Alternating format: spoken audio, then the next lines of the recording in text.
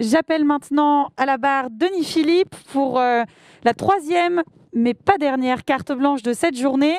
Je vous rappelle, les cartes blanches, ce sont une parole que nous donnons à nos partenaires qui nous soutiennent sur ce congrès, parce qu'ils traduisent l'engagement de fond qu'ils apportent dans ce congrès, et pas simplement un soutien pour nous permettre d'être ici, mais vraiment pour participer, je vais y arriver, au projet collectif. Denis Philippe pour le mot ESSisation. Bonsoir à toutes, bonsoir à tous.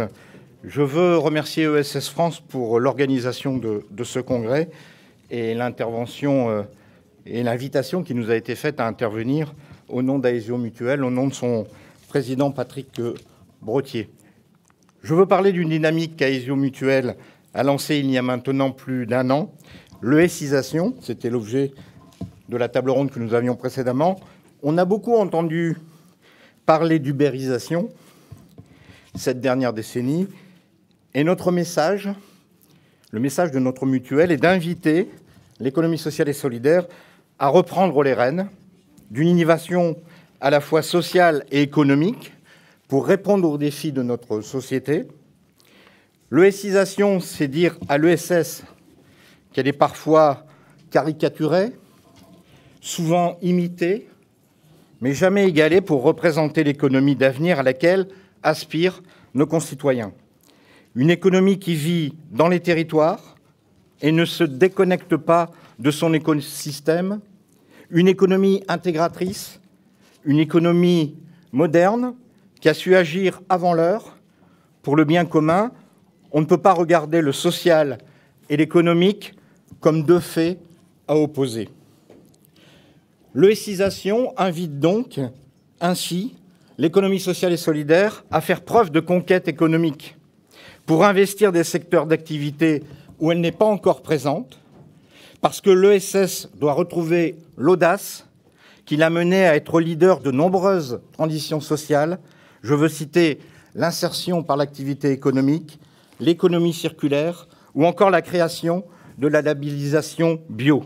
Parce que partout où l'économie sociale et solidaire est présente, elle contribue à faire évoluer les pratiques des entreprises du marché vers plus de responsabilité sociale et environnementale, et même à faire évoluer les réglementations et la décision des acteurs publics.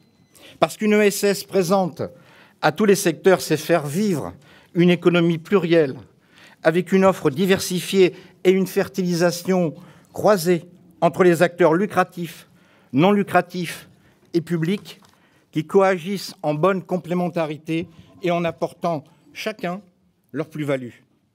Nous faisons ce constat depuis notre statut d'entreprise mutualiste, actrice de notre système de protection sociale. La France peut se prévaloir d'être le pays de l'OCDE avec le plus bas reste à charge en frais de santé pour les ménages. Et cette réalité, nous savons pouvoir l'attribuer à la pertinence d'un modèle mixte où nous, entreprises mutualistes de l'économie sociale et solidaire, intervenons aux côtés de la sécurité sociale et d'assureurs lucratifs pour assurer une couverture territoriale de l'accès aux soins, déployer des dispositifs favorisant l'accessibilité financière aux soins et proposer des milliers d'actions de prévention par an pour répondre aux grands enjeux de notre santé publique. À l'heure où certains entendent remettre en cause ce modèle et plaident pour une étatisation du système de santé, nous portons le message que l'ESSisation peut au contraire répondre aux défis de la relance économique que nos gouvernements souhaitent, de leurs mots solidaires et résilientes. Nous souhaitons ainsi que l'ESSisation puisse incarner un horizon politique de l'ESS, un horizon d'ambition économique, de transformation sociale et de reconnexion de l'entreprise avec son écosystème. Pour poursuivre et gagner la bataille culturelle en faveur de l'économie sociale et solidaire, si vous le permettez, au nom d'Aesio Mutuel, je lance une idée et un vœu. Je le lance à ESS France, je le lance à son président Jérôme Sadier. Ce vœu, c'est faire que nos modèles entrepreneuriaux de l'économie sociale et solidaire soient reconnus au patrimoine immatériel de l'UNESCO.